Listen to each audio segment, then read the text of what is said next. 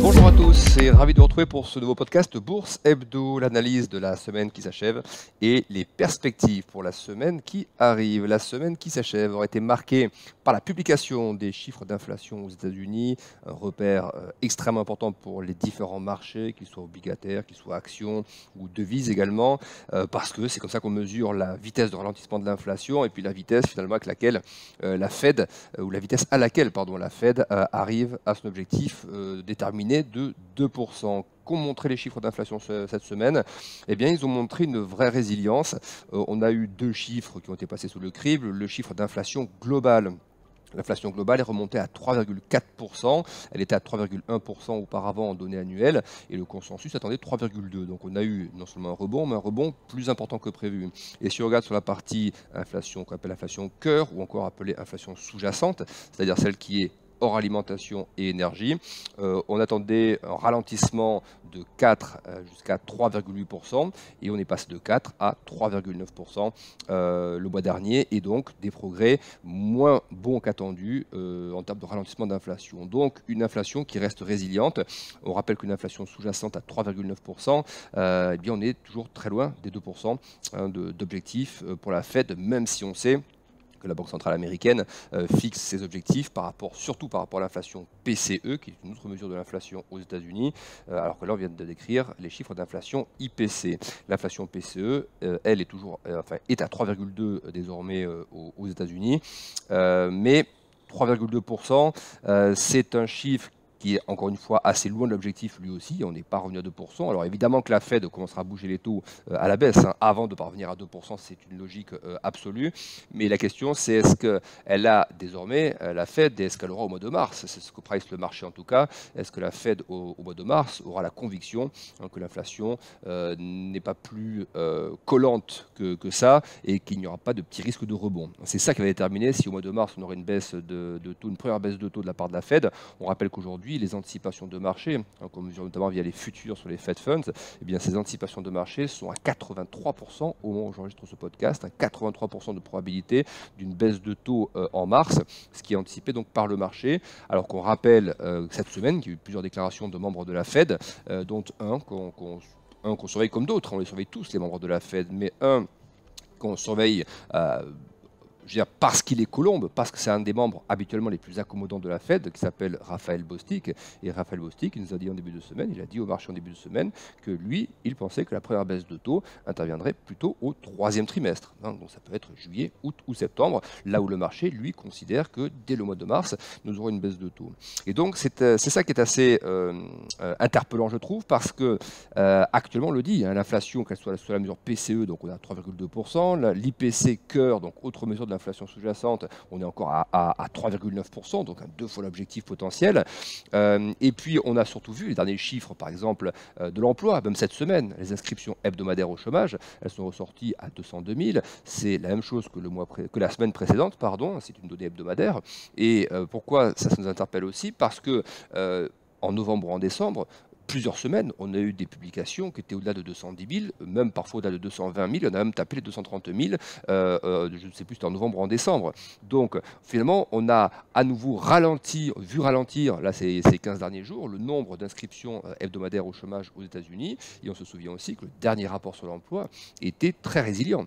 Des créations d'emplois supérieures aux attentes, un taux de chômage qui n'avait pas rebondi comme ce que le consensus attendait, et puis surtout des salaires, quand on parle du marché de l'emploi, ce qui nous intéresse par rapport aux perspectives d'inflation, c'est la question des salaires. Et on rappelle que les salaires progressent toujours à 4,1% en rythme annuel aux États-Unis sur la dernière publication. Donc vous voyez que les derniers chiffres de l'emploi montrent une vraie résilience. Les derniers chiffres d'inflation qu'on a eu en cette fin de semaine montrent aussi rebond sur l'inflation globale et ralentissement moins fort que prévu sur l'inflation cœur, montrent une vraie résilience. Et on a vu d'ailleurs les marchés obligataires, lorsque ces chiffres ont été publiés, on a vu un rebond sur les taux, le taux 2 ans, le taux 10 ans, et au moment où on enregistre ce podcast, les taux sont repartis à la baisse. Là, les chiffres de prix à la production aux États-Unis qui ont été publiés aujourd'hui ont aussi un petit peu aidé. Là, dans l'après-midi, les taux à se détendre un petit peu. Mais pour moi, encore une fois, ce n'est pas forcément le gros sujet. J'ai l'impression que pour le marché, et on le voit sur les dernières publications, ça fait des mois maintenant, que la question de l'inflation sur la partie des biens et de tout ce qui est manufacturé ou autre n'est plus un problème pour le marché, et même pour la Fed.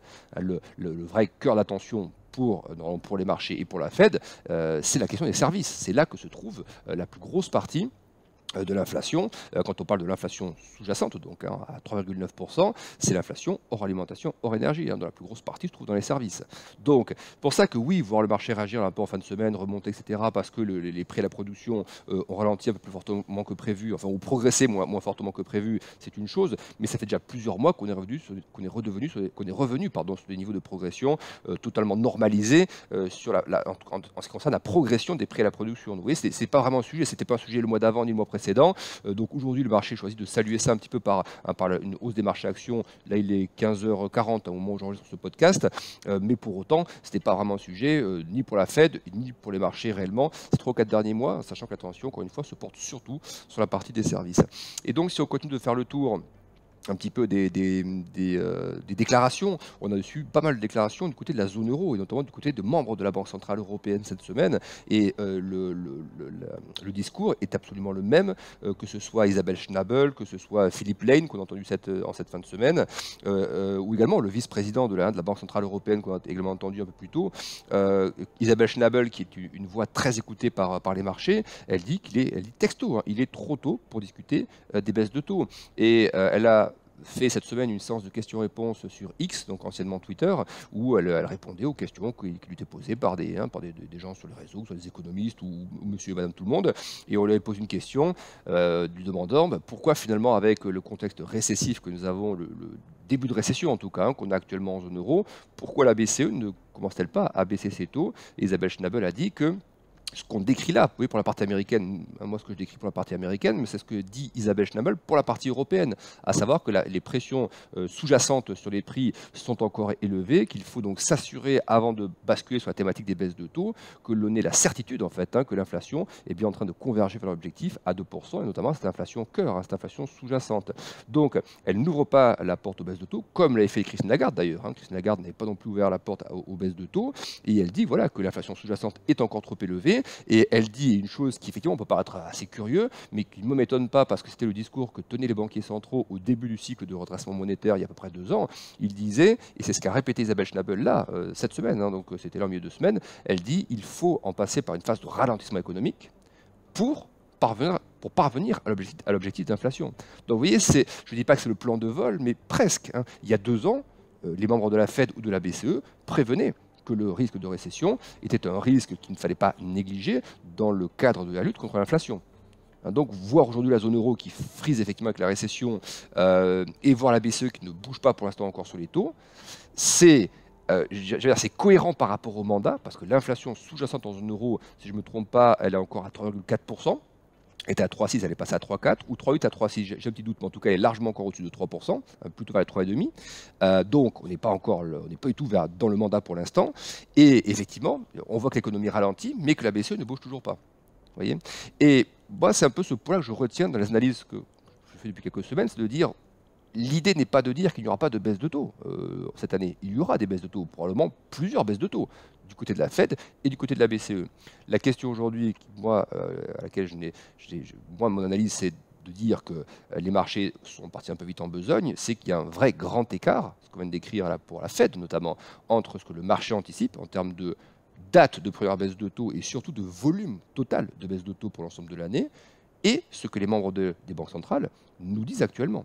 Alors on sait que les membres de banque centrale, ils peuvent d'un mois à l'autre changer de discours. S'il y a des données qui vont dans le sens de l'objectif qui sera bientôt atteint, ils vont changer de discours. Mais à ce stade, ils ne changent pas encore le discours. Et on dit souvent, attention de ne pas lutter contre les banques centrales. C'est un peu l'adage, don't fight the Fed.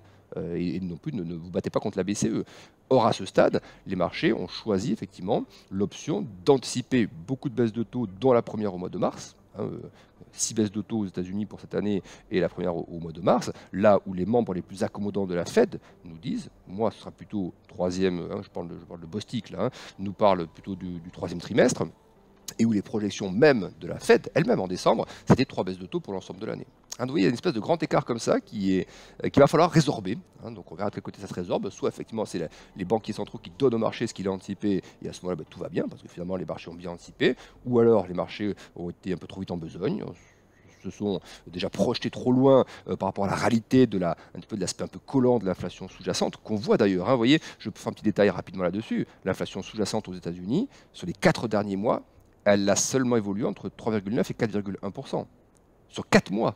C'est-à-dire qu'il y avait les trimestres précédents une vraie décélération. Depuis 4 mois, l'inflation IPC, donc indice des prix à la consommation sous-jacent aux États-Unis, ça fait 4 mois qu'il oscille dans une zone entre 3,9 et 4,1. Donc c'est un vrai plateau en fait, hein, qu'on est actuellement dans la zone des 4%.